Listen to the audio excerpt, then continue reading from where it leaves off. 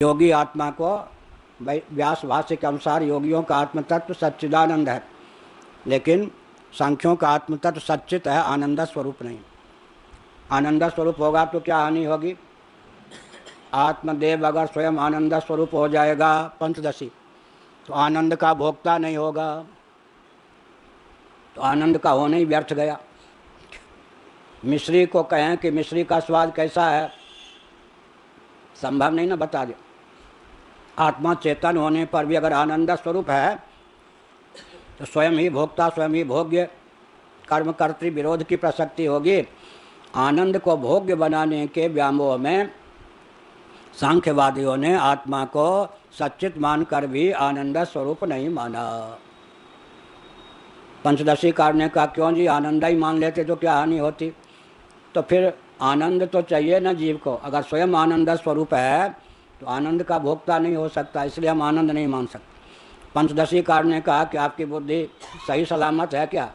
पहले हम उर्दू बहुत बोलते थे दिल्ली में, विद्यार्थी जीवन में हमारी हिंदी लोग समझते नहीं थे, तो कुछ अंग्रेजी कुछ उर्दू मिला के हिंदी बोले तो कहा अब ये ठीक बोलता है। अध्यापक लोग कहें हिंदी हमारी बहुत क्लिष्ट थी उस समय भी, अब कोई बातें ही ना समझें तो बोलना व्यर्थ, इसलिए फिर उर्दू अंग्रेजी के शब्द मिलाकर बोलते थे।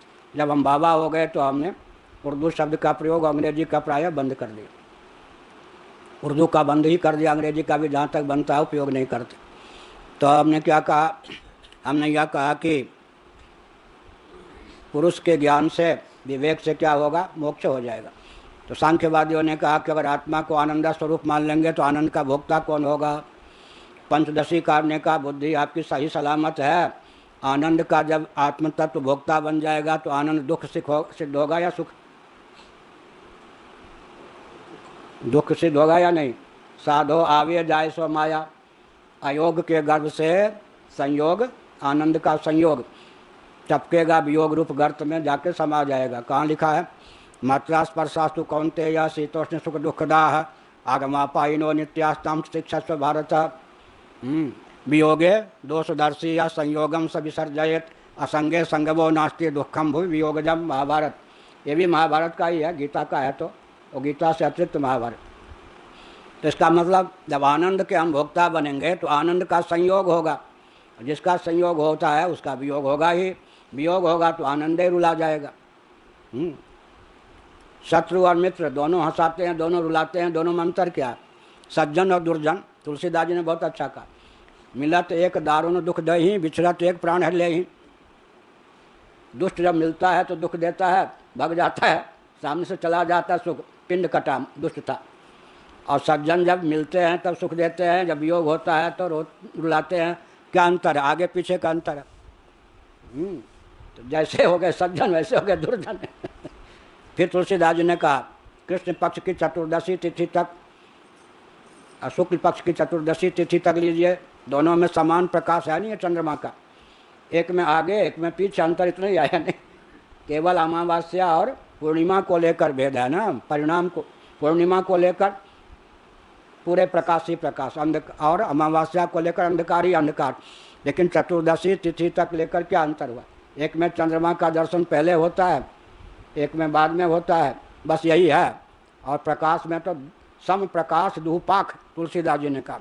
इसी प्रकार से तो भाई वो तो आत्मा को आनंद स्वरूप माने तो गए। सबसे विकट समस्या क्या है? आनंद की अनुभूति। आत्मा को आनंद स्वरूप मान लिया तो आनंद के भोक्ता नहीं हो सकते, और आत्मा को भोग्य, आनंद को भोग्य मान लिया तो आनंद शाश्वत नहीं हो सकता, दोनों में मरे।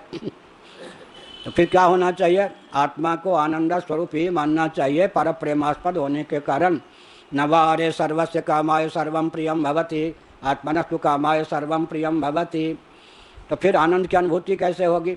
अनुभूति नहीं होगी तो जीवन में कर्कशता बनी ही रहेगी। बालुका मई भूमि से नदी चलती है, बहती है, या सरोवर है, जितनी प्यास लगी है, जितनी पाचन शक्ति वहाँ की मिट्टी या बालुका को है, उसकी पाचन शक्ति जितनी है उतना पेट भरे बिना वहाँ का जल आगे बढ़ सकता है या 2 फीट 4 फीट ऊपर आ सकता है क्या? पहले उस बालुका की प्यास को बंद करे पूरा, तब तो जल 5 हाथ या 5 कदम आगे बढ़ेगा। इसी प्रकार से जन्म जन्मांतरों से मन जो आनंद की प्यास को पाले हुए है, उस आनंद की प्यास को कौन पूर्ण करे? अगर आत्मा आनंद ही स्वरूप है तो बना रहे, भोक्ता नहीं हो सकता आत्म तत्व। तो कहा आत्मा स्वरूप नहीं मानोगे तो वियोगास्पद आनंद होगा, इसलिए आत्मा को आनंद स्वरूप तो मान लो, लेकिन विशुद्ध सत्वात्मिका चित्तवृत्ति के माध्यम से, शांता नामक चित्तवृत्ति के माध्यम से उसको व्यक्त करो। मुख अदृश्य तो है, अपनी आँखों से अपना मुख नहीं दृष्टिगोचर हो सकता, दर्पण के माध्यम से प्रतिफलित हो सकता है।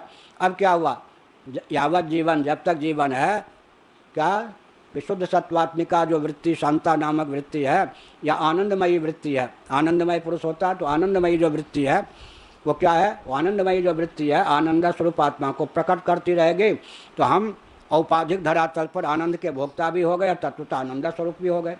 अब तो बात बन गई ना। इसलिए सांख्य पक्ष का निराकरण भी कर दिया और आनंद को आत्मा भी सिद्ध कर दिया और आनंद को अमुक ढंग से भोग्य भी सिद्ध कर दिया। पंचदशी के 5 प्रकरण का सारांश, अंतिम 5 प्रकरण का।